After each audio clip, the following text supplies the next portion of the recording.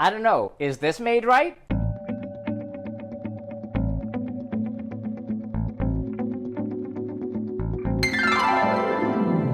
And welcome back to Cliffieland and our occasional USA to Z series. We're up to week number 18 on our second attempt of cooking food of every state and territory in the US of A, and we're up to the state of Iowa. Iowa, located in the Midwest, is surrounded by 6 other states, and its food is about as Midwestern as it could possibly get.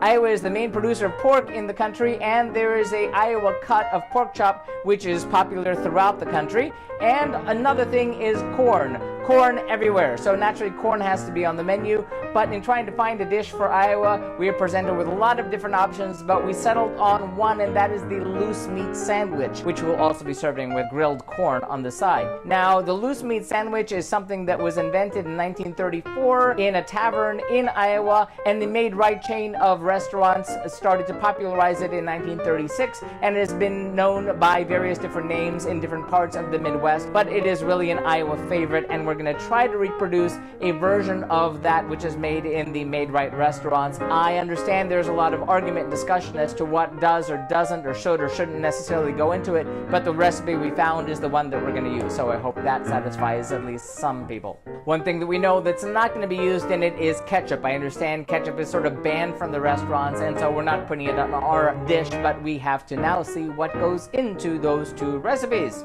For our Made Right loose meat sandwiches, we'll need 1 pound of lean ground beef, 1 cup of water, a 1/4 cup of beef broth, a 1/4 teaspoon of salt, 4 plain hamburger buns, yellow mustard, minced white onion, and dill pickle slices. And for our Iowa grilled sweet corn on the cob, we'll need 6 fresh sweet corn on the cobs, husks and silk removed, 4 tablespoons of unsalted butter, 1 teaspoon of kosher salt, and 3 cloves of garlic minced. In our case, we've decided to cut this recipe into a third. This looks deceptively simple. I won't be able to grill outdoors. I know the corn is just a side thing, but let's get cooking and see what happens. In a large skillet, brown the ground beef over medium to low heat, using a potato masher to help get the ground beef into small pieces. Drain excess fat, if any, and as soon as all the pink in the meat is gone, add the water, beef broth, and salt. Cover the meat and simmer for 2 hours or until all the liquid is gone. If the liquid is not gone after 2 hours, continue cooking the meat uncovered until the liquid is gone. For 2 of the sandwiches, we opted to toast the buns, although the actual recipe said to microwave the entire sandwich for 10 to 15 seconds to warm the buns instead. Heat a coated grill or grill pan to medium-high. In a small pot, combine the butter, salt, and garlic, bring to a simmer, and remove from the heat. Put the shucked corn on the grill, and grill until the sides are golden and some kernels are slightly charred, turning occasionally for about 10 minutes. To compose the sandwiches, press the hot ground beef into a half-cup measuring cup. Dump the meat into the bottom of a plain hamburger bun. Add mustard to the top half of the bun, along with the pickle slices and minced onion if desired. Put the sandwich together and plate the corn alongside.